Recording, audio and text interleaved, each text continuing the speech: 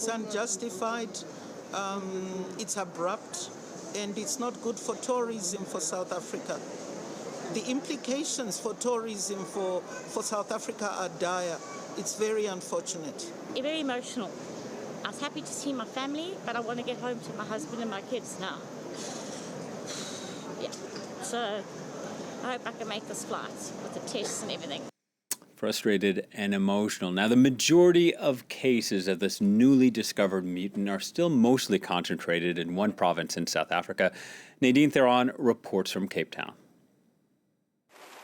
What we know about this new variant is that it has an extremely high, maybe the highest ever that scientists have seen, of mutations on the spike protein. And that's the part of the virus that vaccines target to prime the immune system against the virus. So that means that this virus might be very hard for immune cells to attack, and it might be more resistant to vaccines as well as the natural immune system. Local scientists are very worried about this, and also the fact that it seems to be spreading at an alarming rate, which shows that it seems to be a lot more transmissible than previous variants. In Gauteng, the province of South Africa where most cases have been detected, they saw 1,000 daily new cases between Wednesday and Thursday this week, and between yesterday and today, that's now up to 2,000 new cases in the last 24 hours. And some scientists believe that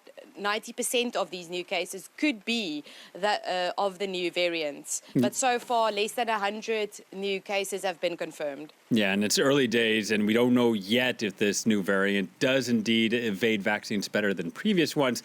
But, I mean, this has been a common issue for poorer countries like South Africa who don't have enough vaccines to treat their populations. Tell us, what is the situation like where you are? Well, South Africa has no shortage of vaccines at the moment. Unfortunately, the vaccination rate has dropped and only 35% of our population has been fully vaccinated. So there's actually a surplus of vaccines at the moment. And I've read that South Africa has actually been deferring some vaccine deliveries to other countries. But the common reaction right now is absolute outrage at the UK placing South Africa on the red list. Between 500 and 700 people travel between South Africa and the UK every day. Many South African citizens reside in the UK, and some of them were excited to be reunited with their families after 2 years of pandemic this Christmas. And then, of course, the impact on the economy could be devastating. Our Minister of Foreign Affairs has already indicated that the government would like to discuss this with the UK and try and see if they can get the travel ban lifted, because South Africa was hoping to gain and improve the economy with the influx of tourists they were expecting over the December holidays. And that has now been halted from the UK, at least, with the EU also considering to ban travellers from South Africa and many other countries that we've heard of already having made that decision.